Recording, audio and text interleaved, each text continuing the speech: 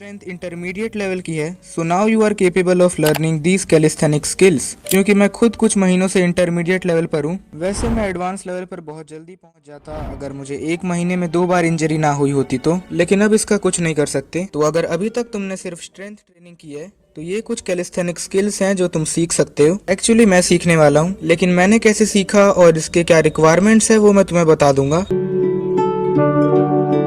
1 arm pushup. तो इसे सीखने के लिए मुझे पहले इसका फॉर्म सीखना होगा, जिसके लिए मैं YouTube पे गया और फिर मुझे पता चला कि सबसे पहले तो हम इसे एक आर्म से लगा रहे हैं, तो इसमें हमारा कोर बहुत ज्यादा इन्वॉल्व होता है, जिसके कारण स्ट्रॉन्ग कोर होना जरूरी है। लेकिन मेरी कोर स्ट्रेंथ अच्छी खासी है तो मुझे कोई दिक्कत नहीं है। तो 1 आर्म पुशअप लगाने के लिए हमें अपने पैरों का डिस्टेंस ज्यादा दूर रखना पड़ता है कंपेयर टू नॉर्मल पुशअप, और हाथ को नॉर्मल पुशअप से थोड़ा आगे रखना है। हम एक हाथ से पुशअप लगा रहे हैं, इसीलिए बैलेंस बनाने के लिए ये सब करना पड़ता है। तो मैंने इसे पहली बार ट्राई किया और एल्बो में दर्द, और हाँ इतना तो मुझे भी पता था। तो मैंने थोड़ी रिसर्च की और मुझे पता चला कि 1 आर्म पुशअप लगाने के लिए हमें पहले आर्चर पुशअप को मास्टर करना पड़ेगा। और मैंने पहली बार ट्राई किया और मुझसे 10 ही लगे, क्योंकि मैं सही ढंग से लगा नहीं पा रहा था। तो मैंने 2 दिन तक लगातार आर्चर पुशअप लगाए और मैं 1 आर्म पुशअप लगाने की भी कोशिश कर रहा था बीच बीच में। और फिर आता है तीसरा दिन, मैंने फिर 1 आर्म पुशअप लगाने की ट्राई करी और सरप्राइजिंगली मैंने लगा लिया।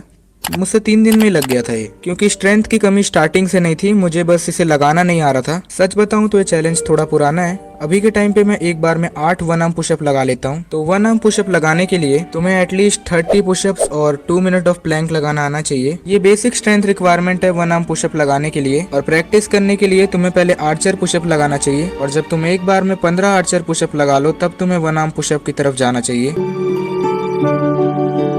एल्बो टक प्लेंच। फुल प्लेंच लगाने में सालों लग जाते हैं, लेकिन एल्बो टक इन करके ये काफी इजी हो जाता है। हाँ, अब मैं ये इसीलिए बोल पा रहा हूँ क्योंकि मैंने अब ये सीख लिया है, नहीं तो स्टार्टिंग में तो मुझे ये भी हार्ड लग रहा था। लेकिन इन रियलिटी इसे कम चाहिए, ज्यादातर तुम्हें अपनी फॉर्म पर ध्यान देना है। तो इस बार स्टार्टिंग में रिक्वायरमेंट बता दूं, उसके बाद आगे बढ़ते हैं। अगर तुम एटलीस्ट 10 पुशअप्स लगा लेते हो तो तुम ये कर सकते हो। हाँ, मैं मजाक नहीं कर रहा, ये बस दिखने में ही हार्ड है। तो पहले तो ये समझ लो कि इस स्किल में तुम सिर्फ पैरों को ऊपर उठा रहे हो, नहीं तो देखने में ऐसा लगता है कि तुम पूरी बॉडी को ऊपर उठा रहे हो। और लोगों को लगता है कि इसे करने के लिए बहुत ज्यादा कोर स्ट्रेंथ चाहिए होती है, पर ऐसा कुछ नहीं है। तुम्हें बस अपने बॉडी वेट को सही तरीके से डिस्ट्रीब्यूट करना है। देखो, तुमने एल्बो टक इन रखे हैं तो तुम्हारी पूरी बॉडी तुम्हारे एल्बो पे है। तो मान लो तुम्हारा वेट 40 kg है। अब तुम्हें एल्बो के ऊपर बॉडी को ऐसे रखना है कि तुम्हारा 20 kg वेट आगे के साइड हो और 20 kg वेट पीछे के साइड हो। इसमें सारा खेल बॉडी वेट डिस्ट्रीब्यूशन का है, बाकी थोड़े बहुत कोर स्ट्रेंथ की जरूरत पड़ती है। और मुझे इसे सीखने में बस 2 दिन लगे थे। पहले दिन तो मैं बस ट्राई करता रह गया था, लेकिन धीरे धीरे मैं समझ गया था कि मैं क्या गलती कर रहा हूँ।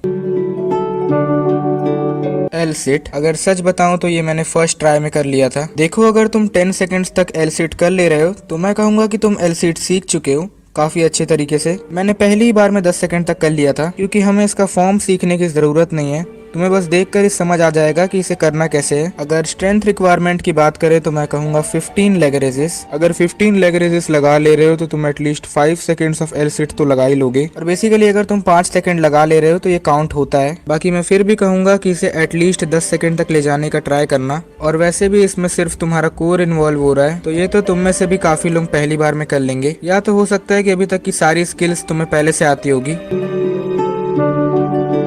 Hand stand. It looks easy but it's really hard. मतलब इन चारों में से सबसे हार्ड स्किल यही है, क्योंकि इसमें स्ट्रेंथ के साथ तुम्हारा बैलेंस अच्छा होना चाहिए।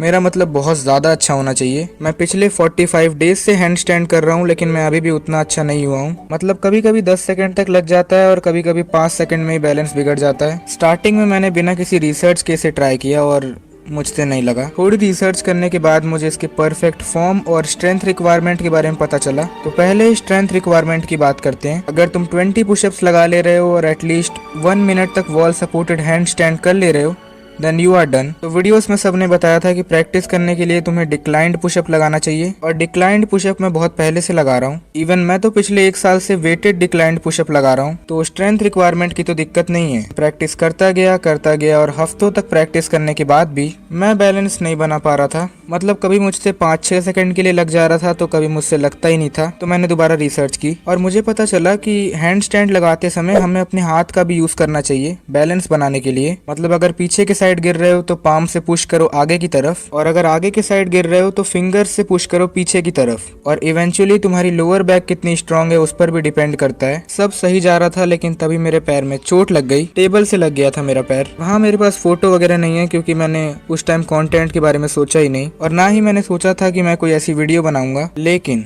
उसके एक हफ्ते तक मैंने दोबारा कभी हैंड स्टैंड ट्राई नहीं किया, और मैंने एक हफ्ते बाद जब ट्राई किया तो हालत पहले से बुरी हो गई। मैं वॉल सपोर्टेड हैंड स्टैंड तो 2 मिनट तक लगा ले रहा था, लेकिन नॉर्मल हैंड स्टैंड मुझसे 5 सेकंड भी नहीं लग रहा था। और यहाँ मैं नेक्स्ट लेवल पर डीमोटिवेट हो गया। और सच बताऊं तो मैं इस वीडियो में मसल अप भी सीखने वाला था, लेकिन जैसा मैंने तुम्हें बताया महीने में 2 इंजरी, मतलब किस्मत ही खराब है मेरी। और मैंने 2-3 दिन तक दोबारा ट्राई नहीं किया क्योंकि मेरे हाथ में भी इंजरी और पैर में भी। 3 दिन बाद मेरा हाथ थोड़ा रिकवर हुआ तो मैंने दोबारा ट्राई किया और 1 महीने तक करता गया, और अब मैं एटलीस्ट 5 सेकंड तक हैंड स्टैंड लगा लेता हूँ। तो मैं कह सकता हूँ कि मुझे हैंड स्टैंड आता है। देखो, हैंड स्टैंड लगाने के लिए रिक्वायरमेंट होती है स्ट्रॉन्ग शोल्डर्स की। ओवरऑल मुझे इसे सीखने में बहुत टाइम लग गया, लेकिन जब मैंने इंटरनेट पे सर्च किया तो मुझे पता चला कि सबको 2-3 महीने लगते हैं ये सीखने के लिए। उस हिसाब से देखें तो मुझे ज्यादा टाइम नहीं लगा है।